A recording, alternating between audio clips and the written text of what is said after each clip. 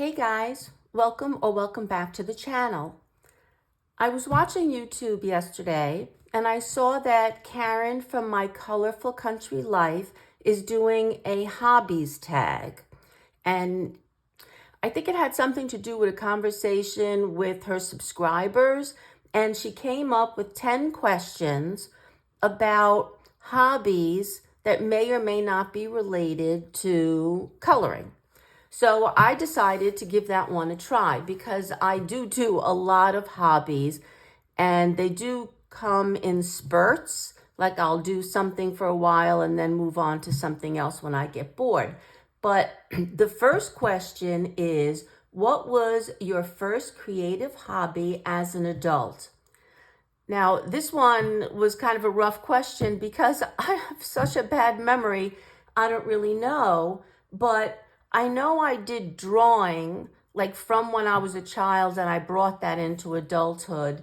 And I know I learned how to crochet when I was, probably about 10, and I brought that into adulthood. But I'm going to start with drawing because I think that was probably the first. And I hope these are going to be in frame. But these are the types of things, these are notes, I'll leave those out, that I was drawing. And I enjoy it. Let me move on to the next one. This one is quite large. So I don't know if it'll be all in frame. There we go. This is an orchid that I did. And I like this as well. And here I did, this is supposed to be an eggplant, a pepper, and a garlic bulb. And I did this, I took a class on drawing. And I think I did these few in that class.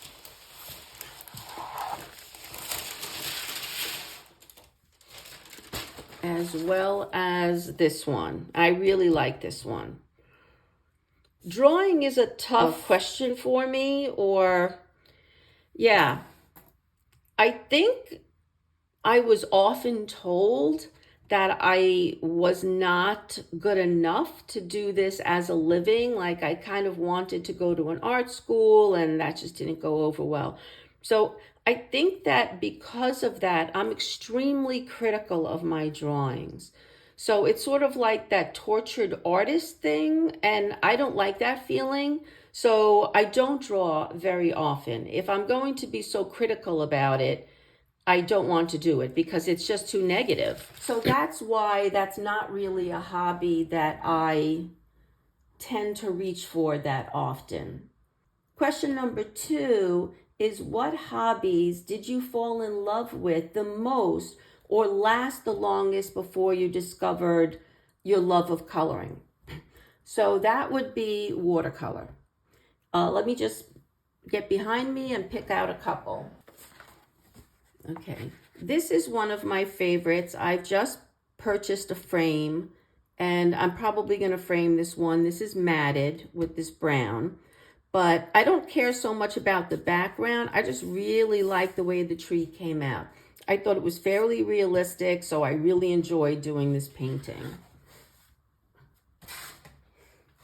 And every once in a while, I do a bird because I really like birds. I think they're so much fun, but they're so hard to color or to paint.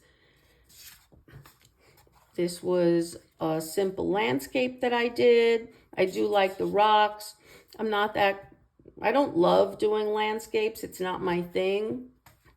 I like doing like some natural items like this feather or flowers. Although I do enjoy doing the rocks, to be honest. This is separate videos. I signed up for Billy Scholl. She has a watercoloring channel and it's a membership, and I did that for a little while, so that was enjoyable. I have a couple that I really liked and framed, and oh, sorry for the light. They are usually hanging somewhere in my house. This is a picture of Venice that I painted. And then this is an image that I copied from someone else online. And it is just, a kitchen, I guess. And I really like the way that one came out as well. So I did this for a few years. And it was the hobby I had right before I was coloring. But the problem with the watercolor is that you have like setup, cleanup, and you do it in a specific spot. I cannot sit on the couch and just paint. So I have to come up here in my craft room, and I have to sit here, and I have to do it. A lot of my coloring is for relaxation. So I do that right on the couch in my living room. It's something that I do to unwind.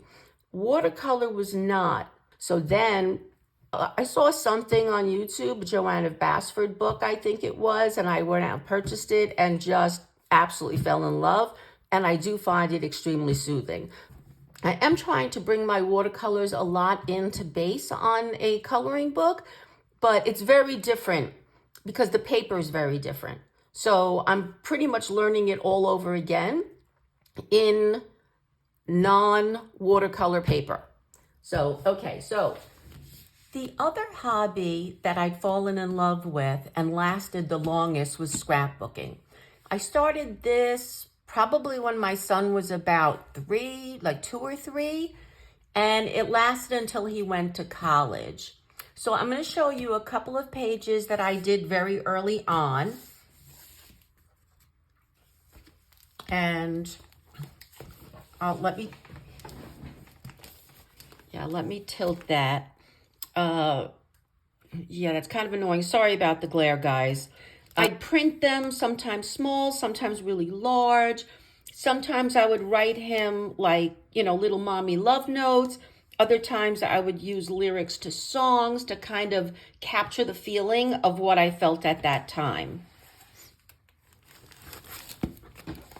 Yeah, this is one that I really just talked about how I felt when he was asleep. But yeah, love them a little bit more when they're sleeping, didn't you?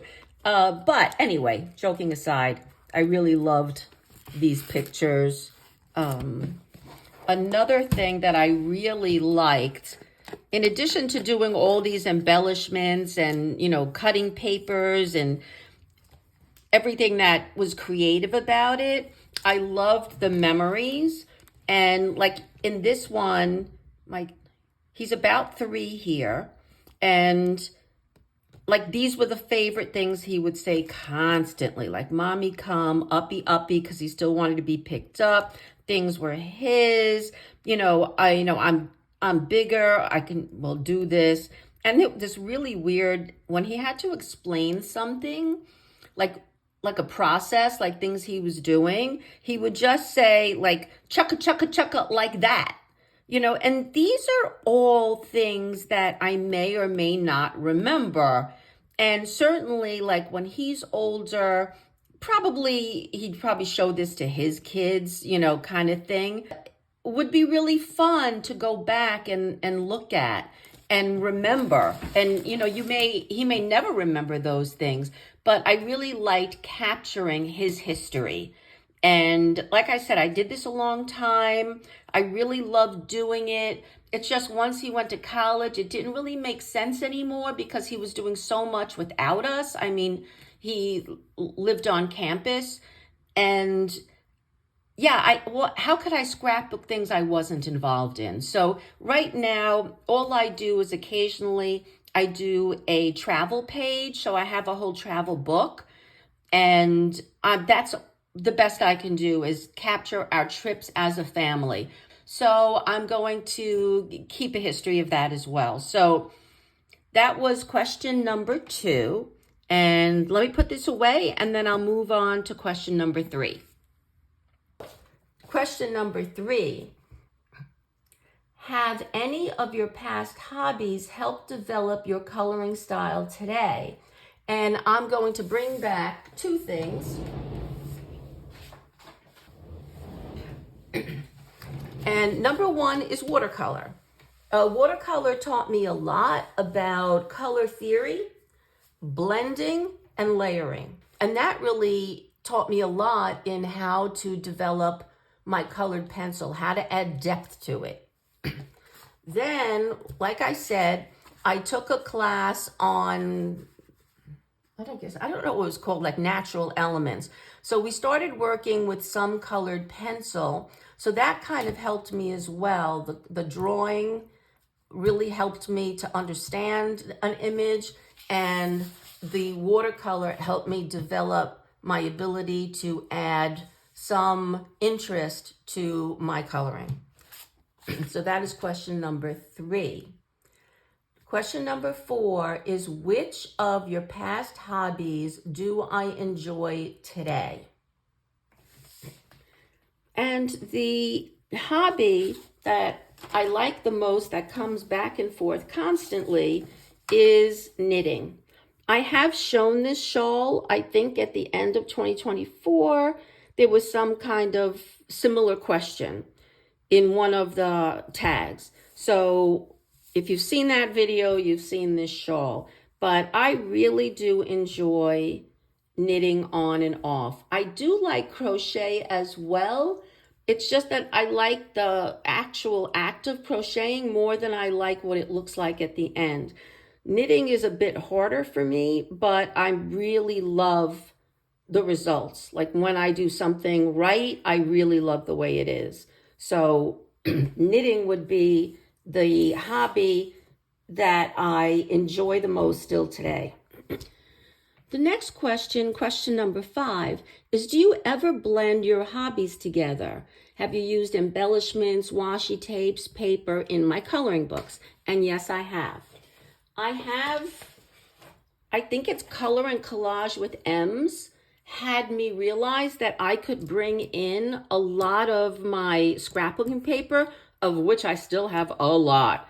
And I could use it in backgrounds, or even like in a dress. I could make it a striped dress. So I really enjoyed that. Then there are things like stickles, which I really first started using in my scrapbooking pages. So I had a few of these as well that I did start to notice other people were using it. And I use it a lot when I'm doing like fairy wings or things like that. So this is something that I still use quite a bit. Of course, it was the watercolors that I talked about, that I'm using watercolors now in my pages as a base. But that is something I'm continuously using and I love immensely doing. I think it's really, really interesting. So number 6, are there any hobbies that you didn't stick with? And it is jewelry making. I don't have very many examples anymore. I found that I wasn't very good at it. Like jewelry kept falling off, beads. Like I wasn't really good at, I guess, tying all of these things. But these are really simple things that, you buy most of it and then all you do is put some beads on. This was a necklace. It's got 3 pieces to it that I used. And I just put these interesting beads on. These 2 didn't fall apart. And I think I made that. I'm not exactly 100% sure, to be honest. It looks like something I would make. So if it isn't what I actually made, it's representative. But this I know I actually did make.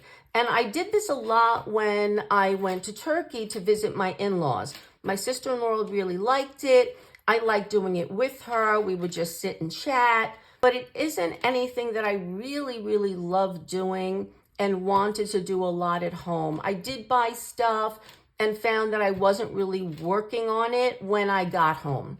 So jewelry making is one. And I do not have a picture of the other, but I took a couple of classes in flower arranging. And although I really, really, really enjoyed it, it was very expensive. Not only the classes, but then you had to buy all of the flowers, and you had to buy fresh. Well, you didn't have to, but those were the classes. And I just found it got really, really expensive. And did I want to do it, how many days a week was I going to do that? Like maybe tops one. So it wasn't really a viable hobby. So I kind of like put that off to the side. And like I said, unfortunately, I have no pictures of anything that I've made. Okay, so question number 7 is, what hobby would you like to try in the future? Now, I have the supply. Okay, guys, lost a lot of questions 7 through 10, so I'm going to try it again. But 7 is, what hobby would you like to try in the future? And I brought in my gouache. I think I received this for Christmas this past year. This is acrylic gouache. I prefer acrylic gouache over regular gouache because it's not water soluble once it dries. So you could get really up close to another color without it bleeding in. I do have a couple of tubes of gouache as well, but this is something that I would like to learn how to do. I did it in a page recently. I used one of these colors. I think it was either the purple or the blue. And I don't think I really know how to use it. I did watch one YouTube video, and it said you do not add water to acrylic gouache. But these things are so thick that it was really hard to spread it across the paper. And I kept wetting my brush instead of adding water to this to try to get a little bit of movement. So I don't know if that's the nature of acrylic gouache, or the reason I do not buy art supplies on Amazon anymore is because a lot of times they're old. So when I get them, the marker is not really as juicy as it is if you get it like on the Ohuhu website. So I'm not sure if this gouache is so thick because it's been sitting in that warehouse, but I just buy from Blick now or whatever art online store there is, because those things move a lot more than, let's say, it would in a factory with Amazon. So I'm not too sure about this acrylic gouache, whether this is old or this is the way it is, but I definitely would like to take an online course and learn how to use them more, because it does look pretty cool to have that matte painted look. So acrylic gouache is something that I would really like to learn how to use. Now, question 8 is, what do your hobbies mean to you? They mean a lot of things. I feel calmer when I'm doing them. I feel more focused when I'm doing them. I love the creativity, and I love the connection that I get, especially from coloring books. As I've mentioned, I do not have very artsy friends, so I really love the connection that I get with the coloring community, especially once I started my YouTube channel. And so many people comment, and I have great conversations with people. I've made friends, I've done buddy colors, and I really just love that about the community. And let's see. Oh, and with regard to the scrapbooking, I really love that I was able to record memories that I probably don't remember now, and certainly I'm not going to remember in 20 years from now. Like, I love that, like when I'm going to be sitting in the nursing home and not remembering anybody, including my family, I at least want some photos so I recognize them when they come to visit me. But all joking aside, I really do love the fact that I was able to capture so many memories of my family life. I loved doing them. I love the fact that I can look at them whenever I want and recall memories that I had forgotten. So those are things that hobbies mean to me. Number 9, how have hobbies helped through life seasons? I think I've mentioned the anxiety thing. I do have panic attacks and generalized anxiety, and that happened when I was really young. I was in I think I was 21 or 22 when they first started happening. And Prozac was new. There wasn't a lot of medications or options. And I kept thinking that if I just was tough enough, I can handle this on my own. That was so wrong. It has nothing to do with being tough. It took me a long time to realize that. And, I eventually went on medication, and at least the panic attacks are under control. And so is the anxiety for a large part. But I can't change the way God made me. I'm a nervous person. I project a lot. And my hobbies helped me through very, very difficult times, especially when I first became nervously ill, and was trying to tough this out. I did a lot of jigsaw puzzles with my dad. After dinner, we would go down into the basement, and, that was his way of trying to support me. He didn't have it, so he couldn't understand it, but he did know that I was struggling, and the jigsaw puzzles really helped. We didn't talk a heck of a lot, but it was still bonding.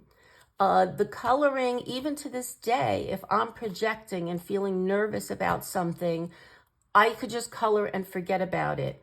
And I'll just give you an example of how insane I actually am. My son is going to borrow my car to go to the Jersey Shore this weekend. And I am a lunatic about this. Is he going to go fast? Don't drink and drive. I will worry about this until he safely makes it home. So I can just do a lot of coloring this coming weekend because I am going to need it, so that I don't really think about this stupidity.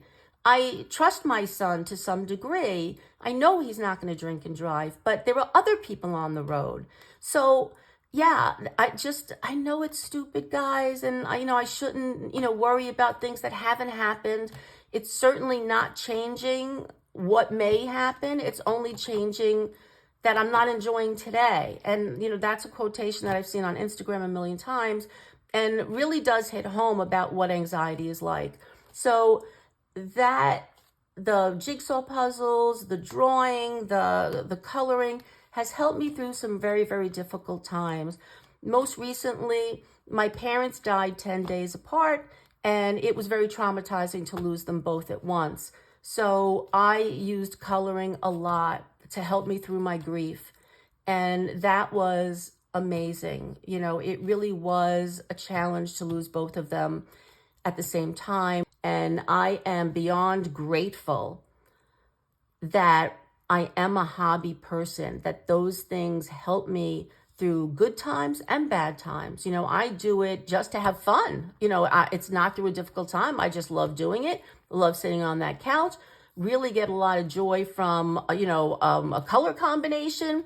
So it's not all negative. There's a lot of happiness and joy that comes from that as well.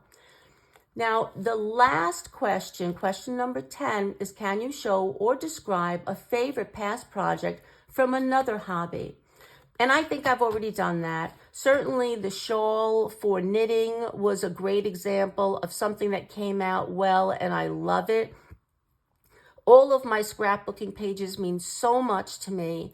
I don't care whether they came out good or not. They're a memory, and I loved capturing it. So yeah, there's a bunch of things that I really, really like about being a hobby person. So that is it, guys. That is all 10 questions from Karen from My Colorful Country Life's most recent Hobbies Tag. I really enjoyed making this video. It was kind of hard to find where I put examples, but I really enjoyed pulling things out and reminding myself that I love these things and I can go back to them at any time. I really enjoyed seeing what Karen got into. Her diamond painting was amazing. But as a nervous person, I cannot sit there with little tiny things. I would just be on, I would have to take a Xanax. But it's great that other people can get it. They can get their satisfaction of creativity. They get themselves out of tough times with whatever hobby you do. I don't have to like it, and you don't have to like mine. But it is great to see. And I love learning a little bit more about her. So I hope this video helped you learn a little bit about me. So that is it, guys. I hope that some of you do this tag. If you have a YouTube channel, please tag myself and Karen from My Colorful Country Life. We'd probably both love to see your stuff. If you want to tell me in the messages below what you love doing and why you love doing it, that's awesome too. I really do love learning about all of you, and I hope you enjoy learning about me. So that is it for my hobbies tag. As always, if you enjoyed the video, please consider giving it a thumbs up, and I'd love to see you back if you want to hit that subscribe button. So I see you all guys all in the next video. Happy coloring, all that stuff, and thanks for watching. Bye, guys.